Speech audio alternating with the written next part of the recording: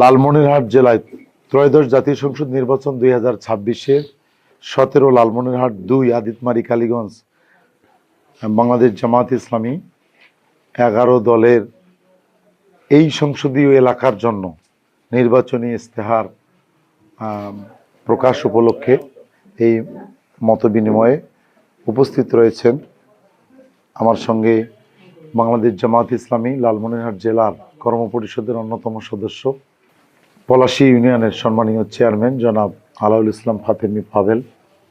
উপস্থিত রয়েছেন এখানে 11 দলের নেতৃবৃন্দের মধ্যে এনসিপির উত্তর অঞ্চলের সংগঠক রাসেল আহমদ। এখানে উপস্থিত রয়েছেন খেলাফতে মজলিসের উপজেলার সাংগঠনিক সম্পাদক, আমাদের উপজেলার আমির জনাব মাওলানা রুহুল আমিন। আমাদের লক্ষ্যমাত্রা আমরা ঠিক করেছি মহান মুক্তিযুদ্ধ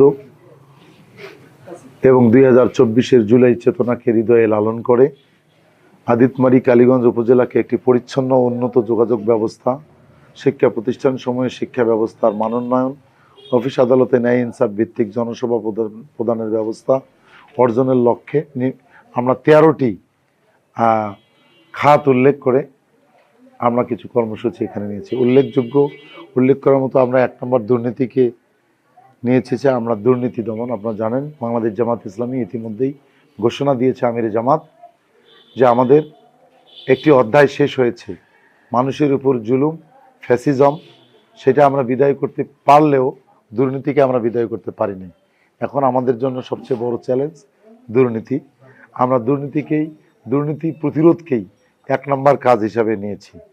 এখানে আমরা দুর্নীতি অফিস আদালত কেন্দ্রিক রয়েছে, ব্যক্তি পর্যায়ে রয়েছে এবং সামষ্টিক পর্যায়ে কিছু দুর্নীতি রয়েছে। এগুলোর জন্য আমরা প্রশাসন সহ স্থানীয় সকল পর্যায়ে দুর্নীতি এবং রাষ্ট্রীয় সেবা এই জায়গায় যেন দুর্নীতি না হয়, এইগুলোর জন্য আমরা পদক্ষেপ গ্রহণ করব। আইনের শাসনের জন্য আমরা বেশ কিছু পদক্ষেপ নিয়েছি। এখানে বিশেষ করে আমরা জিরো ক্রাইম কমিউনিটি নামে সিসিটিভি ও পেট্রোল টিম আমরা চিন্তা করেছি যে যদি আমরা এখানে দায়িত্ব পাই একসময় আমরা এই কাজগুলো করব। মাদক নির্মূলে জড়িত যারা রয়েছে, আপনারা জানেন শাস্তিমূলক ব্যবস্থা থাকবেই, আছেই আইনে, কিন্তু সচেতনতা বিকল্প মাদক দূর করার কোনো স্কোপ নাই।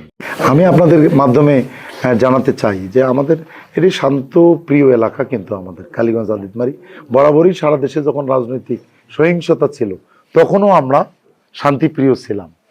এইটা আমাদের একটা বৈশিষ্ট্য। এখানকার মানুষজন অনেক ভালো, আমাদের রাজনীতিবিদেরাও ভালো, এখানে ম্যাক্সিমাম সবাই ভালো।